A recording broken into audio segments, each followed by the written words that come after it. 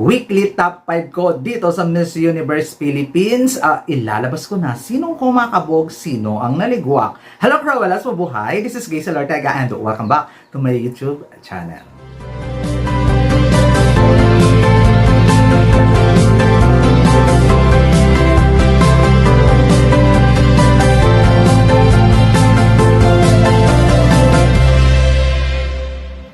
Hello! Kamusta po kayong lahat? Good morning, good afternoon, good evening, anumang oras kayo nanonood sa akin ngayon. Maraming pong salamat. Sa mga bago ko dyan subscriber, returning viewers, thank you so much sa support. Sa mga hindi pa po dyan nakasubscribe, please subscribe our YouTube channel, Gaysel Ortega, Cruella in Pageantry, and click the notification bell below para updated kayo when it comes na maglabas ako ng aking mga video. Hey! At ngayon, ilalabas ko na ang aking weekly top 5 kung sino nga ba ang kumabog after the headshot photos. O diba, syempre may pagbabago. May kumabog kasi tapos may hindi. O diba, ng bonggang-bongga. Pero recap muna tayo. Ang aking number 5 last week ay si Sultan Kudarat. Number 4 ko si Laguna. Number 5 ko si Taguig. Number 4 ko Laguna. Number 3 ko Taguig. Number 2 ko si Siniloan Laguna. At number 1 ko ay si Maria Atisa Manalo. Ngayon, sino kaya ang naligwak? May naligwak kaya? Or sino ang kumabog? May kumabog kaya? At sino yung nalaglag ng bonggang-bongga sa aking weekly top 5? So, magsimula na tayo ng bonggang-bongga. May number 5 sa aking listahan. Pababa siya ng pababa. Bakit kaya? Laguna, Eloisa Haud. Yung performance niya dito sa photos ay maganda. Pero mas maganda. Kaya medyo nalaglag siya ng one spot from number 4 to number 5 this week. Kasi may ibang kandidata na nag-offer ng bonggang-bonggang performance. May ibang kandidata na sumulpot ng bonggang-bongga sa aking prediction. So, kailangan nating bigyan din ng pagpapalaga. Kailangan mapansin din natin yung iba. Hindi lang tayo nakapokus sa iisa. Ayon, kaya nilagay ko sa aking number 5, Eloisa Haud ng Laguna. Pasok naman tayo sa number 4. Oh my God. Number 4 nakapasok na to before sa mga weekly top 5. Tapos bigla siyang nawala.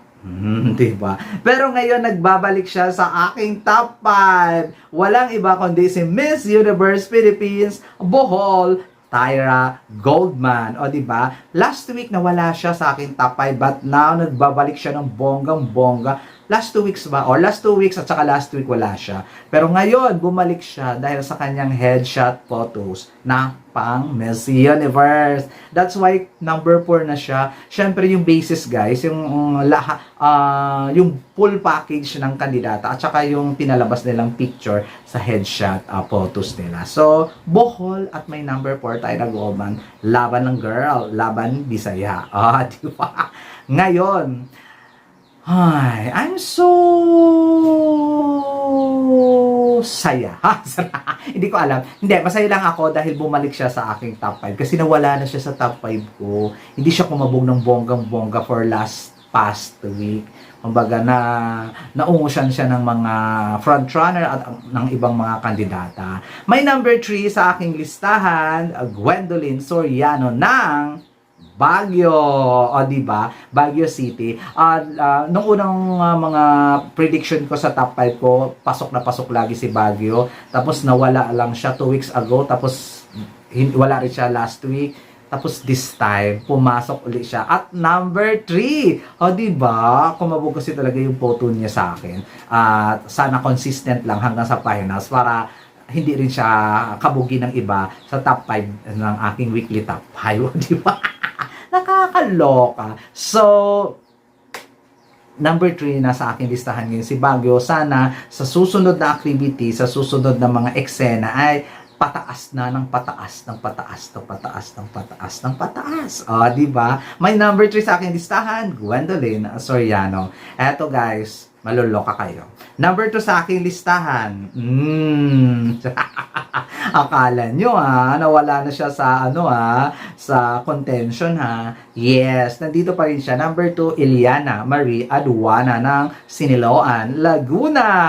Although na hindi kumabog sa akin yung picture niya sa headshot, but still, parang wala pa rin sa kanya makakaligwak when it comes sa overall aspect or overall performance. Kakabog talaga itong si Siniloan Laguna, Iliana Marie Aduana. Pero kaya na natili siya talaga dyan sa kanyang pwesto at number 2. Wala naman kasi akong pwedeng i-number 2 pa, siya lang muna so far. At i-push pa niya to the limit at magbigay ng magandang materyales para kumabog pa siya ng bonggang-bongga para mahablot niya ang number 1 sa kasalukuyang number 1 ngayon. O, di ba? So, laban pa, kayod pa, konting buga pa para masilat ang number 1 spot sa weekly top 5 ng Gazel Ortega. At ito, alam na ninyo siguro, sa mga nagsusubaybay sa aking weekly top 5, may number 1 sa aking listahan, Maria Atisa Manalo. O, diba? Nag-number 1 siya sa akin sa headshot photo. So, still, number 1. Yun lang naman yung activities nila for this week na pinalabas sa Miss Universe Philippines social media. So, still, number 1 Maria Atisa Manalo. Kasi nag-number 1 siya doon. So, wala namang dahilan para ilaglag siya. Kasi, syempre, overall aspect ang tinitingnan dito. Overall eksena, yung pwedeng ipadala, yung magugustuhan ng Miss Universe Organization, hindi yung magugustuhan ng tao. Para sa akin, ang magugustuhan ng Miss Universe Organization, Maria Atisa Manalo, at still, number 1 for 3 weeks sa aking weekly top 5. Congratulations! Oh, still, at least, nagbibigay ng maganda at bonggang-bonggang materyales. I love that. Gusto ko yung atake ngayon, very fresh, very relaxed, and very Atisa Manalo pang Miss Universe. There you go, guys. Maraming salamat sa inyo at sinusubaybayan ninyo ang aking weekly top 5. Next week, magbabago kaya sila. Next week, sino na naman kaya ang kakabog sa kompetisyon? Sino ang malalaglag? Maraming salamat. Ilatag ninyo ang inyong top 5 sa baba. Any views and opinion and violent reaction, itlatag din. Basahin natin yan at magbardagulan tayo sa comment section. Maraming salamat. This has been Gazel Ortega. Paalam.